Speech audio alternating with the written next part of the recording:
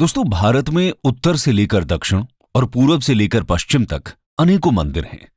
ये मंदिर अलग अलग देवी देवताओं को समर्पित हैं और अलग अलग कालखंड में इनकी स्थापना हुई। और इन सभी मंदिरों की अपनी एक अलग कहानी भी है। इन मंदिरों से लोगों की न सिर्फ आस्था जुड़ी हुई है, बल्कि अनेकों परिवारों का पालन पोषण भी इनके द्वारा होता आ रहा है। ऐसा ही एक मंदिर स्थित है भारत के पश्चिमी छोर पर, जिसका एक लंबा इतिहास और दिलचस्प सफर रहा है। जी हां, हम बात कर रहे हैं गुजरात के वेरावल में लोकेटेड फेमस और हिस्टोरिकल हिंदू टेम्पल यानी सोमनाथ मंदिर या देव पाटन की, जिसका इंपॉर्टेंस रिलीजन, कल्चर और मिथोलॉजी के साथ साथ हिस्ट्री में भी काफी सिग्निफिकेंट रहा है। यह टेम्पल हिंदूज के मोस्ट सेक्रेड पिलग्रिमेज साइट्स में से एक है और इसे लॉर्ड शिवा के 12 ज्योतिर्लिंग श्राइन्स में से सबसे पहला ज्योतिर्लिंग माना जाता है। अक्सर जब हम मॉन्यूमेंट्स की बात करते हैं तो उसको कब और किसने बनवाया इसका जिक्र जरूर होता है, पर गुजरात का यह सोमनाथ टेम्पल अपने कंस्ट्रक्शन के मामले में एकदम यूनिक है, क्योंकि हिंदू मिथोलॉजी के अकॉर्डिंग सबसे पहले सोमनाथ टेम्पल का स्ट्रक्चर किसी मानव ने नहीं बल्कि खुद लॉर्ड सोम या मून गॉड ने कंस्ट्रक्ट किया था। हालांकि अगर हिस्टोरिकल पॉइंट ऑफ व्यू से भी देखें तो 1951 के अपने फाइनल कंस्ट्रक्शन से पहले इसे कई बार डिस्ट्रॉय किया गया और कई अलग अलग रूलर्स ने इसे रिकंस्ट्रक्ट कराया। लेकिन अभी भी ये अनक्लियर है कि सोमनाथ टेम्पल के फर्स्ट स्ट्रक्चर को एग्जैक्टली कब बनाया गया, जो फर्स्ट मिलेनियम के अर्ली सेंचुरी से 9th सेंचुरी सीई के बीच माना जाता है। अगर बात करें स्ट्रक्चर की तो ये टेम्पल 3 मेजर पार्ट्स में डिवाइडेड है, यानी गर्भगृह, सभा मंडप और नृत्य मंडप। साथ ही इसकी पीक की ऊंचाई 150 फीट है और पीक पर लगे अर्न का वेट 10 टन है। इसके अलावा टेम्पल का मेन फ्लैग 27 फीट की ऊंचाई का है। तो दोस्तों, आइए बिना किसी देरी के समझते हैं इस ग्रेट आर्किटेक्चरल मार्वल के दिलचस्प इतिहास को। History of Somnath. दोस्तों, सोमनाथ की साइट एंशिएंट टाइम से ही एक पिलग्रिमेज साइट रही है, जिसकी वजह थी इसका एक त्रिवेणी संगम होना, यानी कपिला, हिरन और सरस्वती रिवर का कॉन्फ्लुएंस। और मिथोलॉजी के हिसाब से कहा जाता है कि जब एक कर्स के चलते मून गॉड सोम अपनी लस्टर यानी चमक खो देते हैं, तब इसी साइट पर सरस्वती रिवर में नहाने से उन्हें अपना लस्टर वापस मिल जाता है, यानी जिसे हम वैक्सिंग और वेनिंग ऑफ मून के नाम से जानते हैं। इंटरेस्टिंग बात यह है दोस्तों कि इसी ट्रेडिशन के चलते इस टाउन का नाम प्रभास यानी लस्टर पड़ा। इस टाउन के ऑल्टरनेटिव नेम्स जैसे सोमेश्वर या सोमनाथ भी इसी ट्रेडिशनल टेल से अराइज हुए हैं। हालांकि सोमेश्वर नाम का हिस्ट्री में मेंशन 9th सेंचुरी के स्टार्टिंग से देखने को मिला। इसका मेंशन 805 से 833 एडी तक रूल करने वाले गुर्जर प्रतिहार किंग नागभट्टा II के रिकॉर्ड्स में मिलता है, जिसमें कहा गया है कि उन्होंने सौराष्ट्र में कई पिलग्रिमेज साइट्स विजिट की, इंक्लूडिंग सोमेश्वर। हालांकि इस रिकॉर्ड पर हिस्टोरियन रोमिला थापर कहती हैं कि ये रिकॉर्ड्स टेम्पल एग्जिस्टेंस को इंप्लाई नहीं करते हैं और उस समय तक ये बस एक पिलग्रिमेज साइट मात्र ही था।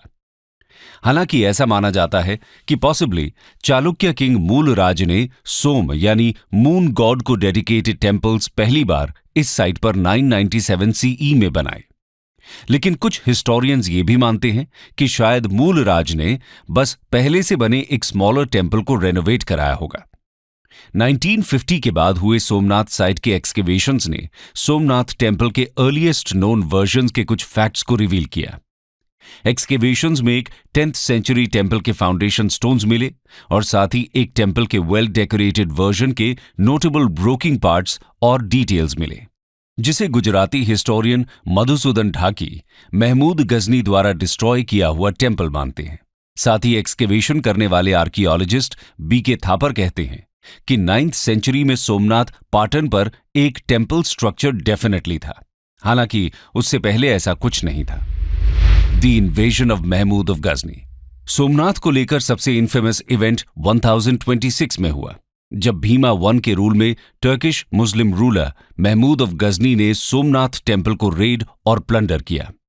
साथ ही टेम्पल की ज्योतिर्लिंग को भी तोड़ दिया गया और इस लूट में गजनी अपने साथ 20 मिलियन दीनार्स की वेल्थ ले गया।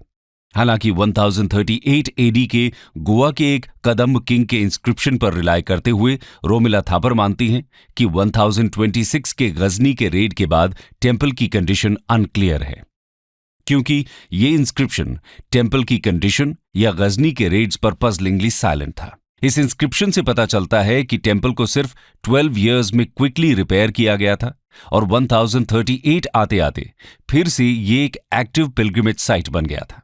रोमिला थापर इसका ये मतलब निकालती हैं कि गजनी रेड में टेम्पल का कंप्लीट डिस्ट्रक्शन न होकर शायद सिर्फ डेसिक्रेशन हुआ हो। खैर, महमूद ऑफ गजनी की 1026 एडी की इस रेड को 11th सेंचुरी के पर्शियन स्कॉलर अल-बरूनी ने भी कंफर्म किया था। अल-बरूनी महमूद ऑफ गजनी के कोर्टियर थे और उन्होंने 1017 से 1030 एडी के बीच कई ओकेजन्स पर महमूद के ट्रूप्स को अकंपनी किया।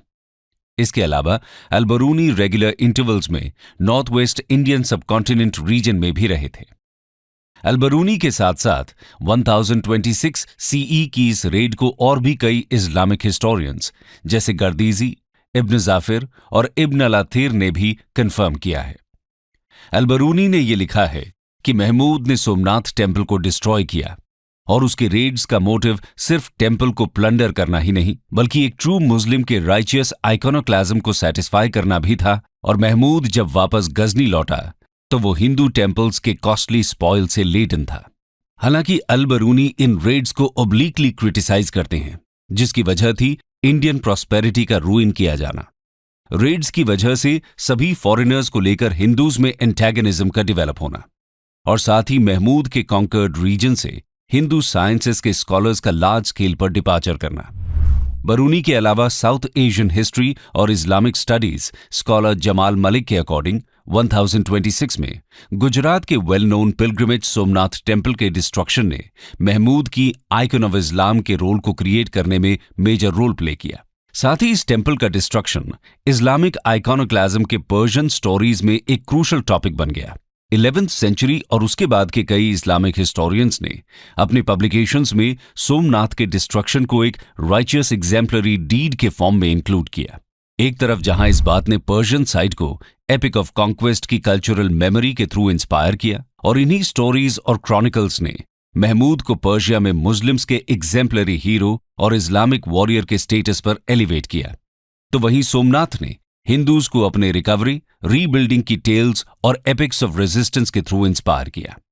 हालांकि 1169 के एक इंस्क्रिप्शन के रिकॉर्ड्स के अनुसार 1143 से 1172 एडी तक रूल करने वाले कुमारपाला ने वुडन टेम्पल को रिप्लेस कर सोमनाथ टेम्पल को एक्सीलेंट स्टोन वर्क के साथ रीबिल्ड किया और इसमें जूल्स स्टड कराए।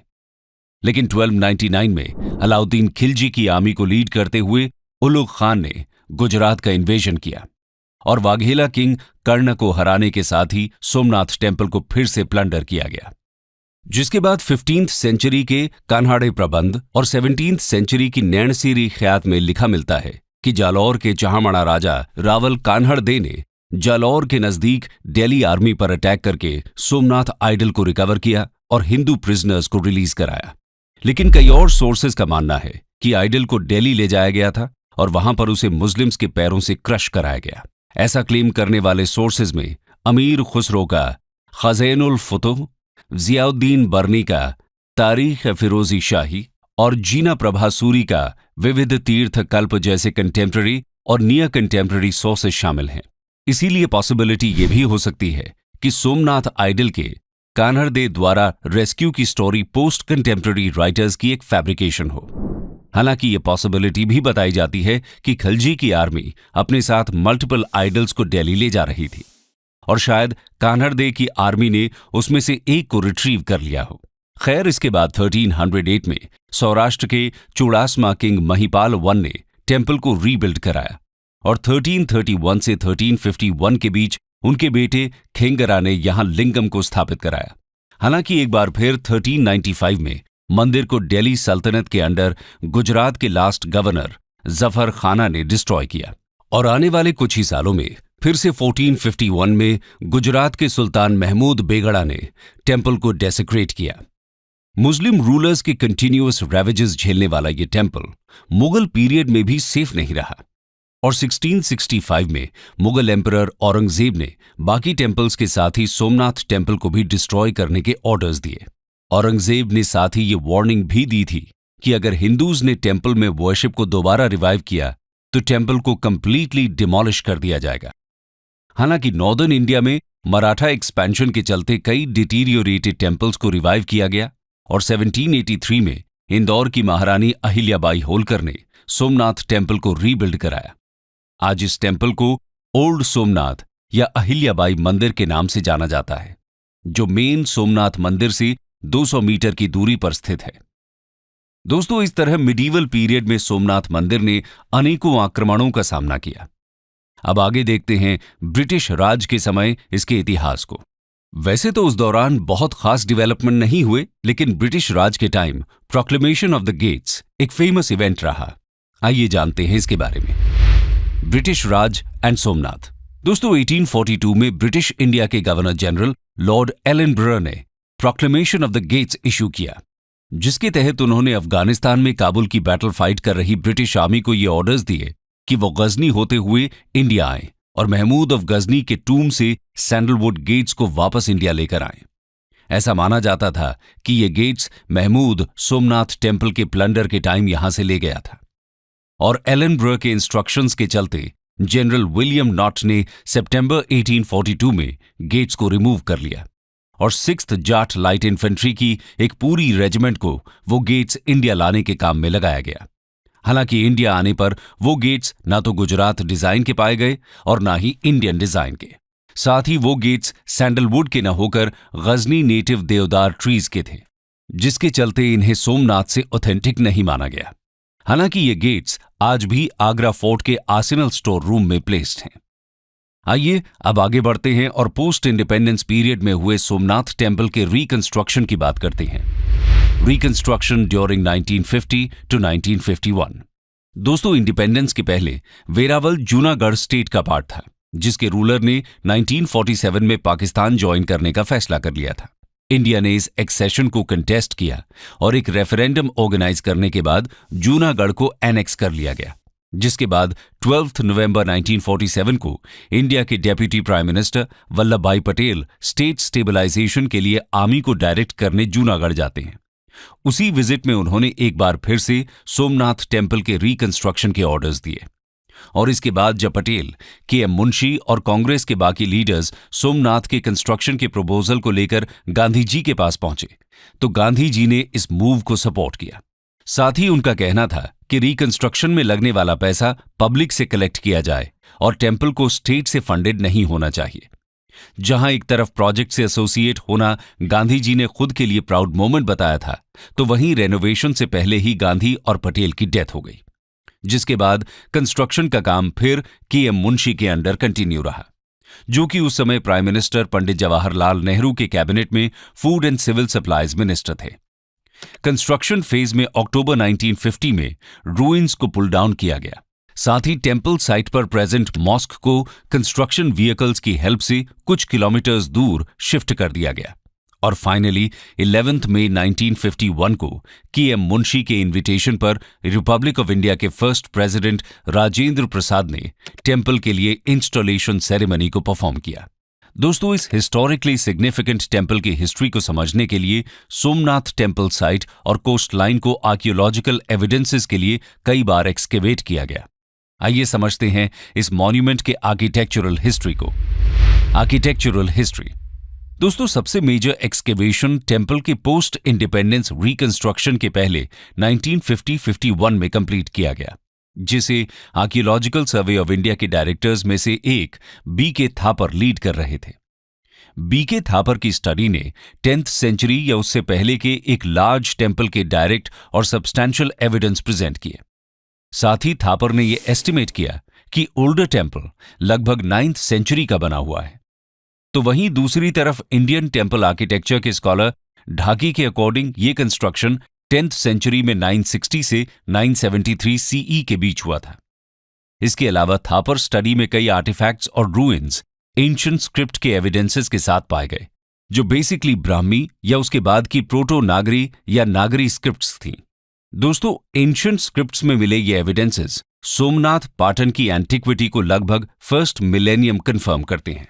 हालांकि दोबारा सोमनाथ टेम्पल के पास कुछ सोमनाथ पाटन साइट्स को 1970s में M.K. धावलिकर और Z.D. अंसारी की लीड में एक्सकेवेट किया गया। इस बार कई लोकेशंस पर डीपर डिगिंग्स की गईं, जिसने ह्यूमन सेटलमेंट के 5 पीरियड्स के एविडेंस रिपोर्ट किए। इसके बाद 1992 में M.K. धावलिकर और इंडस वैली स्टडीज के लिए फेमस आर्कियोलॉजिस्ट ग्रेगरी पॉशल ने प्रभाष पाटन पर अपनी आर्कियोलॉजिकल डिस्कवरीज के एनालिसिस की रिपोर्ट सबमिट की, और इनकी एनालिसिस में Somnath site pre second millennium BCE period से ही एंशिएंट ह्यूमन सेटलमेंट के एविडेंसेस शो करती है। साथ ही उन्होंने इसमें एक पीरियड को प्री हरप्पन फेज के फॉर्म में भी डेट किया है। लेकिन ये डिस्कवरीज या तो सिरेमिक्स थीं या वेयर्स और ज्वेलरी, यानी उन्हें कोई भी एंशिएंट टेम्पल पार्ट्स नहीं मिले थे।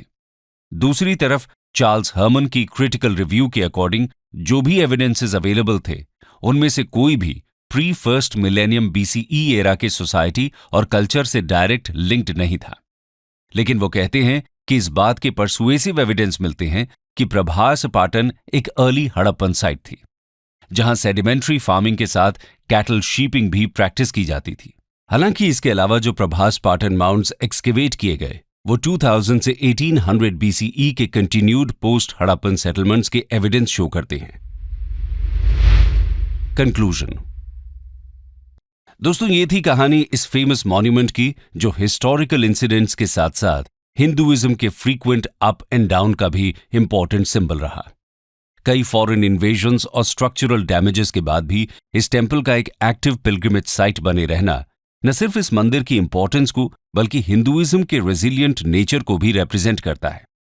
इसके अलावा इस टेम्पल के रिकंस्ट्रक्शंस कंटेम्पररी इंडियन सोसाइटी के कल्चरल हेरिटेज और कल्चरल मेमोरी को बनाए रखने के एफर्ट्स को भी दिखाता है।